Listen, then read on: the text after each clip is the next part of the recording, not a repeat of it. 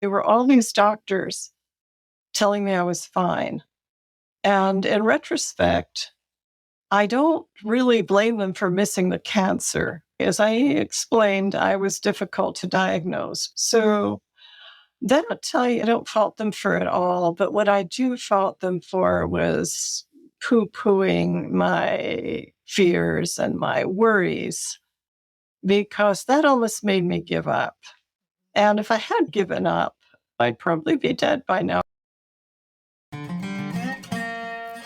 Welcome to Pause to Go, the podcast that's all about making the most of life's transitions from middle school through menopause. I'm your host, Bree Luck, joining you as we embark on a journey of self-discovery and questionable decisions. Get ready for heartfelt conversations, expert insights, and personal stories that'll have you laughing, crying, and saying, "Thank goodness I'm not alone." If you've lost your midlife crisis survival kit, we've got you covered. So join me, won't you? And together we can pause to go.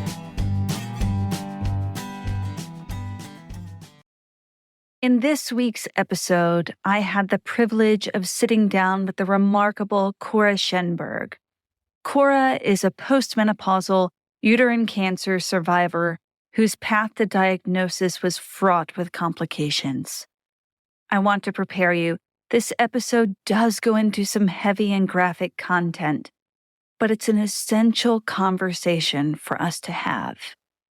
Cora bravely shares her story to shed light on the importance of being our own medical advocates, especially during the challenging stages of perimenopause and menopause.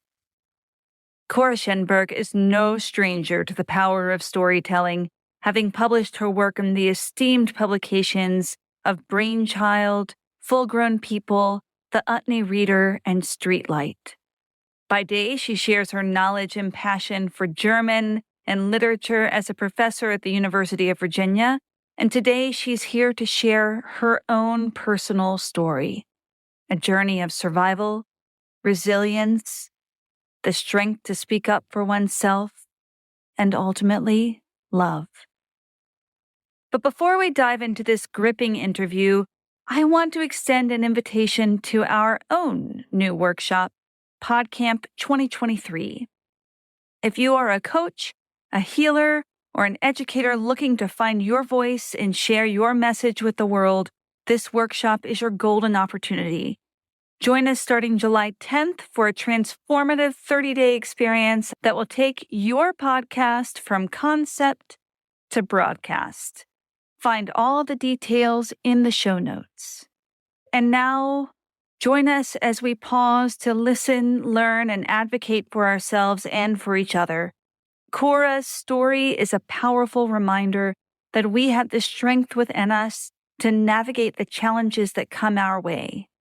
Let's amplify our voices, lift up one another, and together make a difference. And here is Cora. Cora, I'm so glad that you could join us today to talk about your journey through and beyond menopause. You have quite a story, and I think it's something that can be really helpful for other people with a uterus and with ovaries to hear and to know about. I'm going to just start with the question that I really like to ask everybody. How old are you and where are you in your menopause journey? Okay, I am 65, or I am Medicare years old, as I've been telling people. I went into menopause when I was 51. When you were 51. So average. That was an average age. Yes. For menopause. Yeah. Yes. And I think what's also important to mention is that it was a delightful start. For 4 years, I had horrible menstrual cramping that just got worse as I had gotten older, especially in the perimenopause. It just felt like the periods were getting longer and heavier and yuckier. And then finally, when I was 51, and it finally dried up, I had not a single hot flash or any of the symptoms. It was just that pain was gone. So it was wonderful. Thank goodness for some ease, right? Yeah, that was delightful. What was your adolescent experience like? What was it like when your period started? Do you remember? Oh, yeah. I was 12 and a few months, and I had some spotting. So I guess I was somewhat prepared for it. And then one day I woke up and it was clear that I had gotten my period and it didn't hurt. For the first, let's see, I was 12 and I never had a menstrual cramp until I was 18.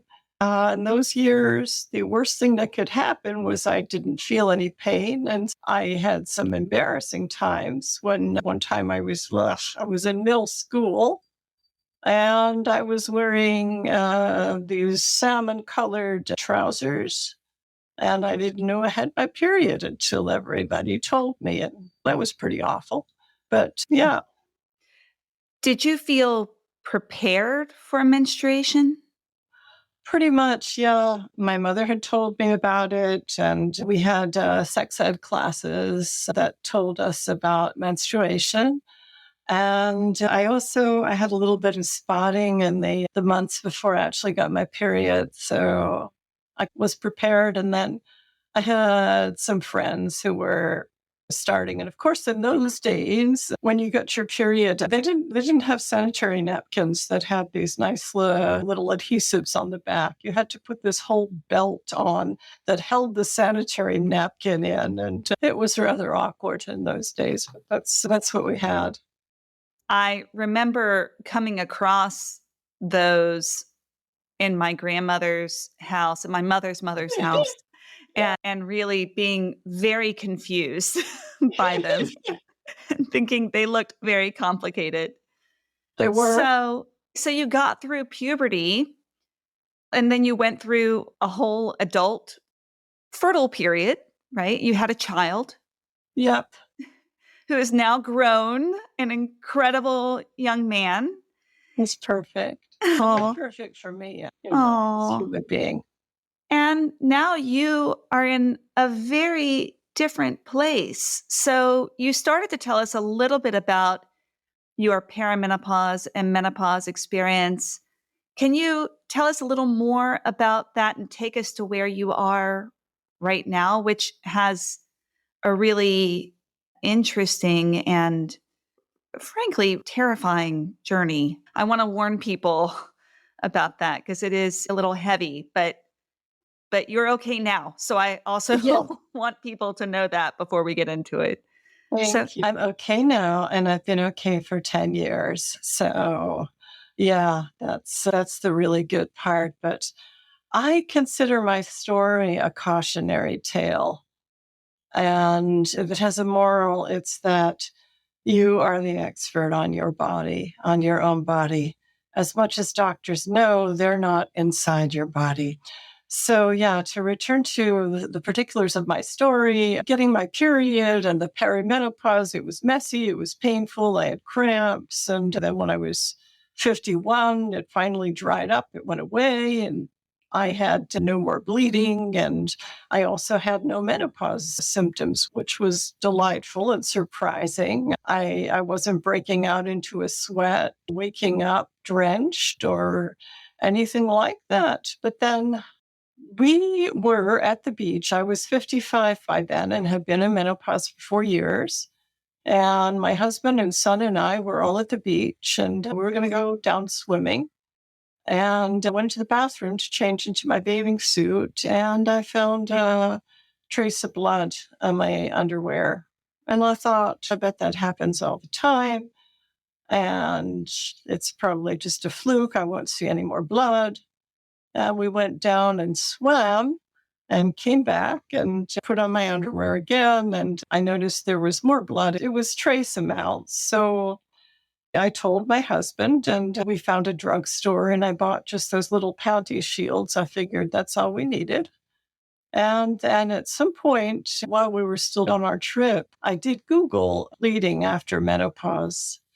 And I was expecting to see this is perfectly normal, but I saw one after the other warning, no, this is never normal. This shouldn't happen. If it were still the perimenopause, yeah, you bleed on and off, but I hadn't bled for 4 years, and you're not supposed to see blood when that happens. And so as soon as we get home, I called my doctor, and she wasn't able to see me, but a different doctor in her practice was. She said, "I'm so glad you came in. This is never normal." She took a look and she said, "I can't see anything inside there right now, but I think you need to see your gynecologist." I went to my gynecologist when the bleeding didn't stop, and I told her it was happening. She took a look, and I was starting to feel this. It's very hard to describe, but it was a fear that something was wrong. And also, I felt this time pressure because this was August, and I teach at the University of Virginia. I teach in the German department. And I was going to have a busy semester, and I really didn't need to have some kind of GYN problem or any problem going on. And my gynecologist basically said, "Oh, you don't have cancer. It wouldn't present that way." And she didn't see anything. And so she said she would send me in for an ultrasound. So I wait for an ultrasound. The ultrasound result comes back, and she tells me, "Well, unfortunately, the tech didn't do a great job. So your picture's kind of foggy, but they found some fluid in this cul-de-sac between your uterus and your anus." I'm like, "I've got a cul-de-sac, like a dead end?" I didn't know this about the female body, but I said, "Okay, what's next?" And she said she was going to send me to this specialist. He's actually a fertility specialist. I know he's famous in the area. And he would do the ultrasound himself this time and see if they can get a better picture. So I went to him, and he said, "Oh, you probably got some fibroids in there. I don't know. You probably just need a little progesterone to clear it up."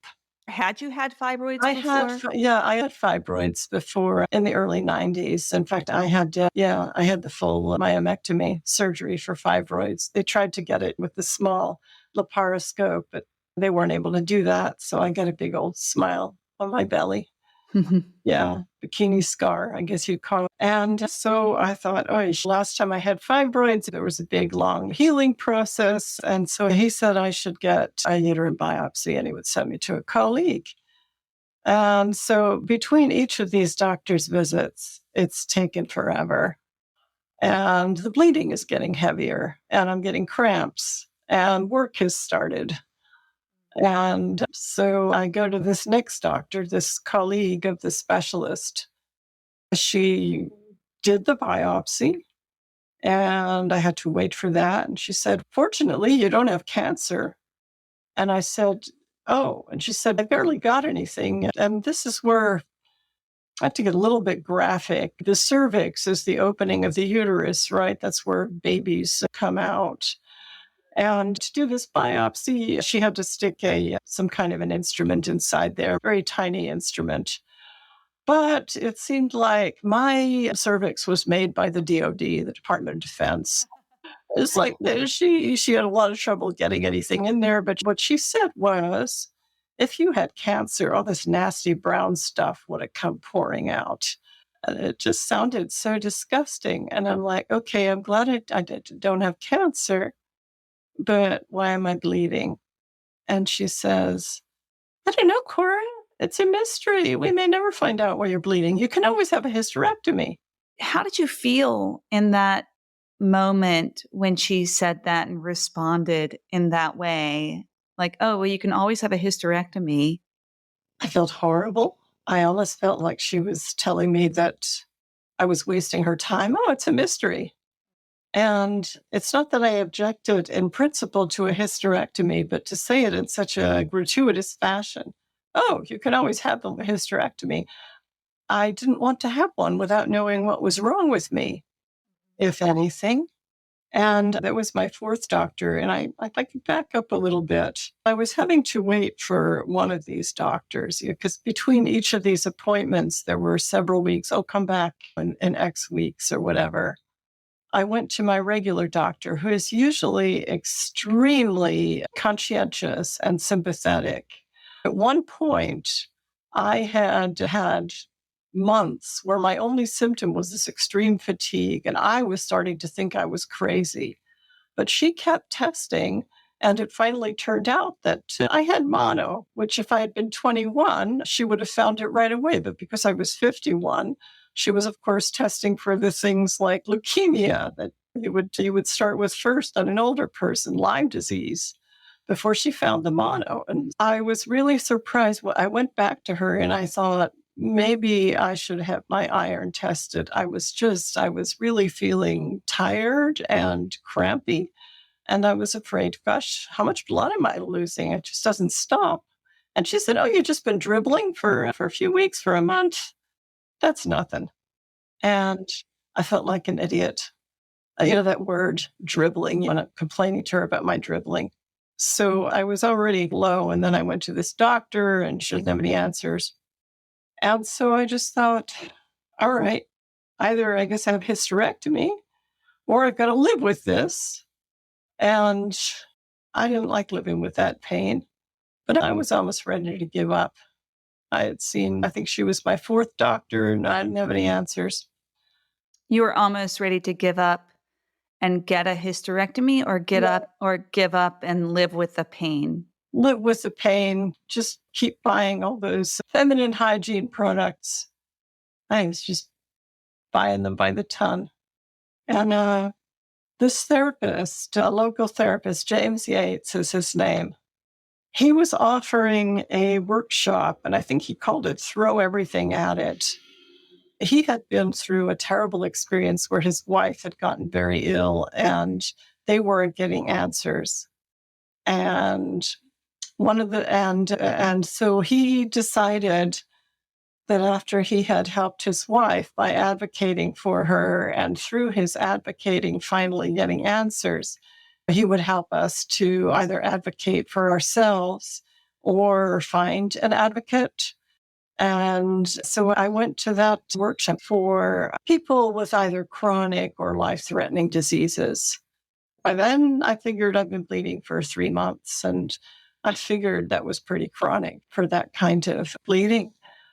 And I said, James, I'm just ready to give up. I'm so tired. And he said, no, I know you're tired.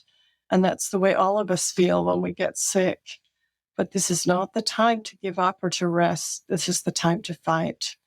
He said, go back to your doctor and get her to tell you the name of another gynecologist. So I did. I was afraid she was going to poke fun of me again or something, but I just walked in and I said, I need to refer a referral to another gynecologist. And she gave me one. I made an appointment, and it took a couple of weeks to get myself in there, but I got myself in there. And by then my file was really thick.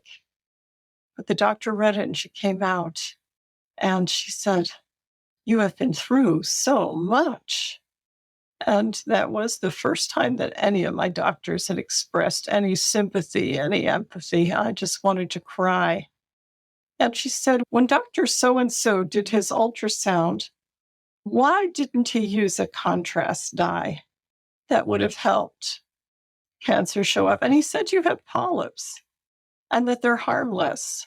She said, I've seen polyps with cancer inside it. And this other doctor said, you don't have cancer. But she didn't get any tissue. How could she possibly know that? And that's when I said, do you think I have cancer? And she said, I don't know, but these doctors are telling you you don't, and they don't have enough information. And she said she no longer performed surgery. She was close to retirement, but she was going to send me to a colleague, and he would perform another biopsy. And hopefully would get some results. I managed a month later to get an appointment with this other doctor, and he agreed that a biopsy was needed. And I said, how soon can we do it? And he said, my schedule is packed now. It'll have to be after the holidays. This was early December, late November. So this started in the summer. And now we are August. Okay. And now we're into December. And now I'm told that I have to wait till January for the next biopsy. So January finally rolls around, thank God. And my husband goes with me. And I'm feeling hopeful that I'm finally going to have some answers. And I saw a woman there that I know from my synagogue. It turned out that she worked at that hospital as a nurse. And so it felt really nice to have somebody I knew there. And so I go under anesthesia. I wake up and the doctor's there and my husband is there. And the doctor said, "I'm sorry, I couldn't do anything. Your husband will explain all about it." He runs out. And my husband says, once again, it's that problem getting the device into my cervix. The doctor thought he had gotten into a false channel and punctured my uterus. Okay. And so he didn't get much of anything. What am I going to do? I don't know. The doctor had left instructions to call him the next week. So the next week comes, Monday morning. I call. "I'm sorry, the doctor's out of town." I leave a message. Tuesday morning, I call. And I'm teaching through all of this. School has started back up. "The doctor's out of town. I'm sorry." I leave a message again. Wednesday morning, I'm having breakfast and I'm just thinking, I'm sure he's out of town still. And I have to be very careful when I call because I want to be nice to the person on the other line because she didn't cause this delay. And so I'm thinking about exactly what I can say to this person when the phone rings. It's the doctor. And he says, "Cora, I'm afraid I've got some news and I'm afraid it isn't the best." I said, "What news?" And he said, "We found some malignant cells." And just then, my husband, who had been in the bedroom, walked into the room where I was, the living room, just as I was saying, "Oh, you're saying I got cancer. What kind? What stage?" He says, "We don't know anything. It's in your uterus. It's possible it's also in your ovaries." And I said, "What am I going to do?" And he said, "I don't know. We're sending you to the university hospital." And that was that. So my husband was standing there and I told him that, that I had cancer. And I had asked the doctor, "You found malignant cells. Can it be a fluke?" No. And I was thinking about a friend of mine. Mary was her name. She was a critical care nurse. For years, they had been treating her for what they said were fibroids. So they, come back every 6 months and we'll take a look. Just come back. It's nothing. And then one day we found out that Mary had stage 4 uterine cancer. And stage 4, of course, means that it had spread throughout the body. It was in her liver, it was in her lungs, it was in her back. And she was dead in a few months. She was 44. And I'm thinking about all these months that I've been waiting and going to all these doctors. And I said to my husband, "I hope these doctors haven't killed me." And so we just held each other for a good long time. And then he had to go off to work. And I had to dress to go and teach. Somehow we got through the day. But actually, before I went off to teach, the phone rang again. And it was the nurse from UVA. And she was scheduling me to come in, I think, the very next day, after these other doctors who were all associated with the other hospital. We'll come in a few weeks, wait a few weeks. But she was like, "Get her in there right now." So I had an appointment. My husband went with me. And so she said, "The first thing you need is an MRI." And I said, "When can that happen?" She said, "When do you get done teaching today?" I said, 2:00. She turned to her nurse. She said, "Schedule Professor Schenberg an MRI for 2:30. And so I was in for the MRI. 2 weeks later, I had surgery. And yes, I did have a hysterectomy because I had cancer. So I knew why I was having a hysterectomy. My ovaries came out too. And it turned out to be a more complicated operation than she thought. She thought once again that it could be the simple belly incision, but my tumor was too inflamed. So she had to make the larger incision. And I had about 8 weeks of recovery. And she said that she was going to do a pathology report, my doctor. And depending on that pathology report, that would decide whether I needed chemo and radiation. And that's when she explained about grades of cancer. I knew about stages. If you're stage 1, your cancer is located just in the specific part. And as you go up in the stages through stage 4, that shows how far it's spread. But the grades, there are 3 grades. And the grades tell you how virulent the cancer is and how aggressive. And so if I had 1 or 2, grade 1 or 2, I wouldn't need chemo, I wouldn't need radiation. But if I had a grade 3 tumor, then she would recommend it. And so I had to wait about a week for that pathology report to come back. And meanwhile, I could walk around and everything, but I had a lot of pain. We're sitting around after dinner one night when the phone rang, and it was my oncologist. And she said she had news, and I said, I hope it's good news. And she said, you had a grade 3 tumor. And that's the most aggressive kind of cancer. So we assume we got it all. But because it's so aggressive, even if one little sneaky cell got out, you're running a risk. So radiation will tackle anything that's there locally, and chemo will be systemic. And I said, when will I start that? And she said, after you're healing from the surgery.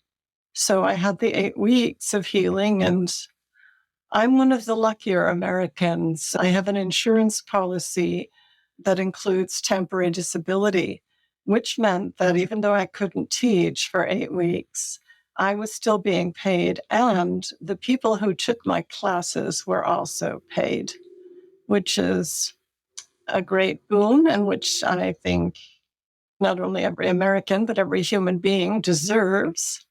But that's another matter. It's an important matter. This whole time I was thinking about how you must have had a very good insurance policy to help you through. I do, thank God.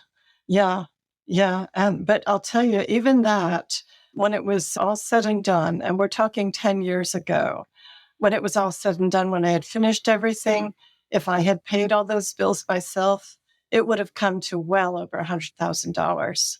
And we're not talking about the physical therapy, the psychotherapy, and other byproducts of having had cancer. So I was lucky as far as finances went. And also, aside from having cancer, I was in good shape. I love to swim. And what my doctor had said was, that most of the people who come in, not only do they have cancer, they have diabetes and other problems, and you don't have that. And so that helped me heal faster. And I was very grateful for that. Yeah. And so you went through the 8-week healing process, and then you began chemo and radiation? Yes. Yeah, the radiation, in my case, and not in all cases, but in my case, it was easy. I teach at the University of Virginia, and the University of Virginia Hospital is right nearby. So when I was going to have radiation, I'd be walking home, I'd run into that building and lie down on a table and get zapped, and then I'd walk home. It was nothing. It had some effects afterwards. I guess I can tell you if you have radiation in your vagina, it shortens your vagina. So there's less room for putting stuff in there that you want in there. So but I didn't feel anything at the time. The chemo was that pretty much would knock me out. I guess in retrospect, I was lucky. I had, I think, 5 months of chemo. And I started to feel the fatigue, but I did keep exercising as much as I could. My hair fell out. And they were so sweet. There's a shop in the cancer center. It's called Flourish. They've got all sorts of things for women, clothes and jewelry and wigs and hats. And On the one hand, it's wonderful. On the other, it just shows you how prevalent cancer is. So they wouldn't have a shop if it couldn't be profitable. And cancer, especially breast cancer, is on the rise. In fact, everybody assumed when they saw that I was bald that I had breast cancer. And I would say, they're tiny, but they're still there. But it was just before I have short hair anyway, but just before my hair all fell out, I had it buzzed. And then I decided to go into that shop and see if I liked anything. And it was pretty quick, pretty clear that I hate wigs. And I did buy one kerchief, but mostly I tend to wear caps and hats a lot. So I just kept wearing what I already had. And you've been rocking a pixie cut for a long time, too. Yeah, I have, and I really enjoy it. Yeah. Yeah. Yeah. It was very nice to have my hair come back when it did. It's not just, what do they call it, a sinead when you shave your entire head, but there's this pale look that we have when we're getting the chemo. So, yeah, it was nice when that ended. And for me, that was relatively quickly. And so I healed and was able to go on with my life. And I am a writer. And while I was going through the chemo, I found that it helped to write because when you're writing or doing any kind of a project where your mind and your heart are engaged, it's an anti-cancer. You're not thinking about cancer. You're thinking about solving these problems, word choice and paragraphing and what I want in my story. And that was a very good exercise. At first, I wrote a braided essay, and one of the braids was the cancer. And then I had another one that was about my relationship with my husband. And then the third one was my spiritual journey. And I kind of liked that essay. But my writing teacher said that he thought that if I wanted to sell that probably the cancer piece needed to stand on its own. And I said, okay, I'll try that because at that point I did want to sell it. I felt this urgency that other women should know that they're not crazy. And I guess if they have a problem, that they know their bodies. If I could back up, there were all these doctors telling me I was fine. And in retrospect, I don't really blame them for missing the cancer. As I explained, I was difficult to diagnose because of the way I'm made. I had a big boy, an 8-pound, 5-ounce baby, and they still couldn't get those instruments in there. So then I'll tell you, I don't fault them for it all. But what I do fault them for was poo-pooing my fears and my worries, because that almost made me give up. And if I had given up, if you remember, I had this grade 3 cancer. And so I'd probably be dead by now, like my friend Mary. She's dead. So I want people to know my story so they'll be encouraged to trust their bodies. Has it changed the way you approach visits with doctors and self-advocacy for you now? Yes. Yes, it has. Tell me a little more about how you approach visits now that may be different from the way that you did before. I try very hard to be professional and polite.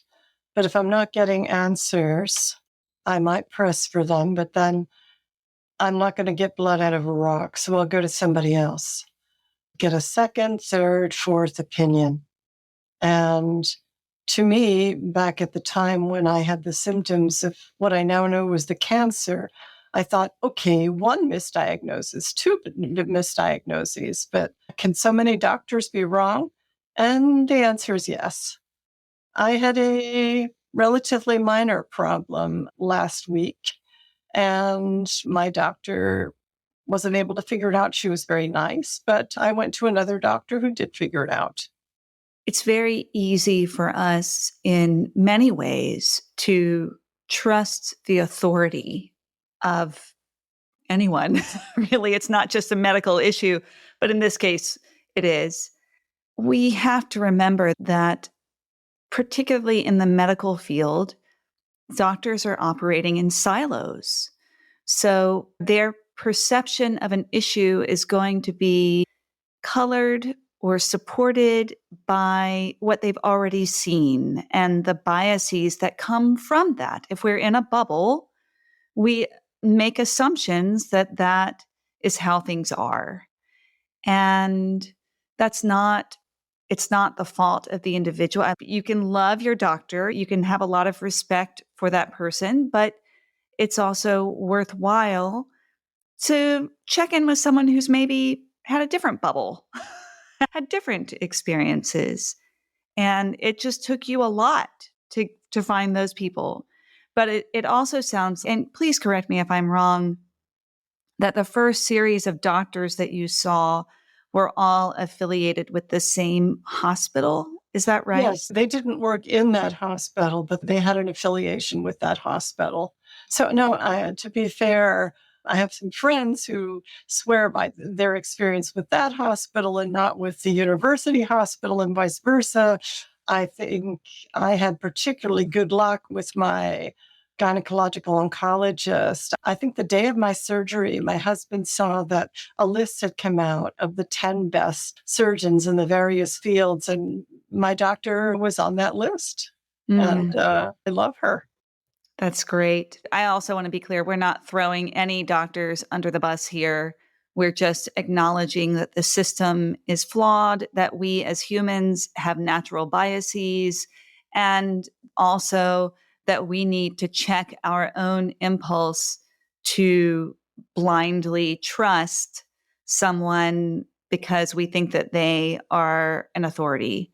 Yes, And the only thing I'll add to that, Brie, if I may, we yes, blindly trust because they think they're an authority, but also what I was saying is that when we're sick, we really don't want to be throwing ourselves out there and fighting.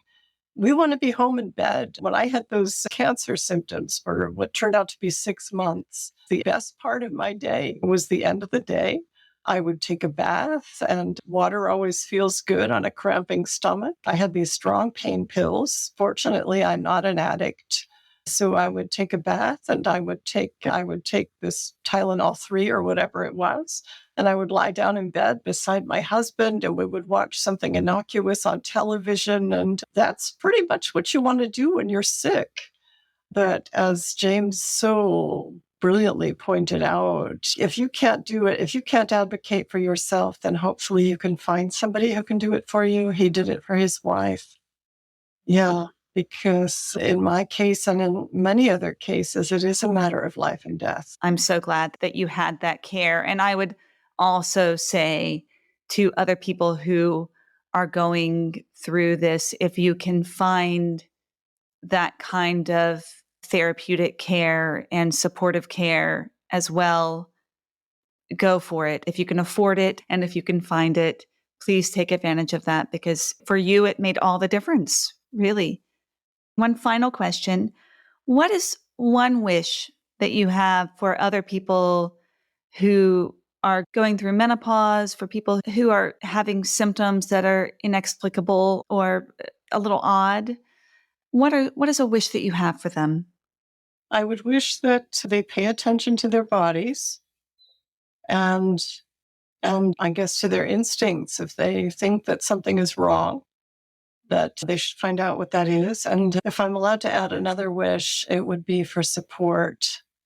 Actually, this was another thing that James said. It's that latest research has shown that if you have a support system, people, a posse of people around you where you love them and they love you, that it not only provides emotional strength, but apparently it also comes to bear physically. And I'm convinced that the love of all the loved ones in my life, my husband, my son, my dear friends, community. Your spiritual community as well. Oh yes, Mhm. my spiritual community, my synagogue. Yeah, that's incredibly important if you have that. Trusting in one's own body because you're the expert in your own body and support. Those are the things I would wish for others. Thank you for that. Thank you for sharing your story today. And thank you for advocating for yourself so that you're here to show us how to do that. I am so grateful for you. I'm so grateful for the chance to be on your lovely show and to talk to your listeners. Thank you, Cora. Thank you, Bree. Here are my key takeaways from this episode with Cora Schenberg. Number 1, stand up for your health. Cora's story emphasizes the significance of advocating for oneself in matters of healthcare. Trust your instincts, share your experience, and question authority. These are essential steps in working with our medical providers to ensure the care that we need and deserve. Number 2, find support in times of turmoil. Cora's emotional journey before and after her cancer diagnosis highlights the crucial need for support and empathy. Support is not only about physical assistance, but about finding comfort, solace, and understanding in the presence of loved ones and supportive communities. Number 3, our healthcare system is flawed. Cora's experiences shed light on the inherent biases that can hinder proper diagnoses and treatment. Recognizing these flaws reminds us to actively participate in our own healthcare, check our impulses, and advocate for ourselves. Remember to check the show notes for resources mentioned in this episode, including Cora's powerful article in Full Grown People. And don't forget to join us for PodCamp 2023, the transformative workshop that will guide coaches, healers, and educators to find their voice and share their message with the world. Again, as always, all of the details are in the show notes. Here's my call to action for this episode. That's what they call it when I'm trying to get you to do something. I want you to do something, and that is to share your story. So if you would like to share an experience of your midlife delights, agony, or just plain humor, you can leave me a voice memo on my new website, pausegopodcast.com. There's a tab on the right side of the website that says something like, leave me a voice memo. And you can just record a voice memo for me right there and I'll get it. And if you feel comfortable having me share your voice on the pod, then I can share that with everyone. It's so nice to hear other people's voices. But if you don't feel comfortable having me share your voice, I can just anonymously share your story. It'll be great to have your stories on the Pause to Go podcast. All right, stay curious, y'all. Thank you for listening to the Pause to Go podcast. Special thanks to Codebase Co-working and WTJU Radio for their support. This has been an Awkward Sage production.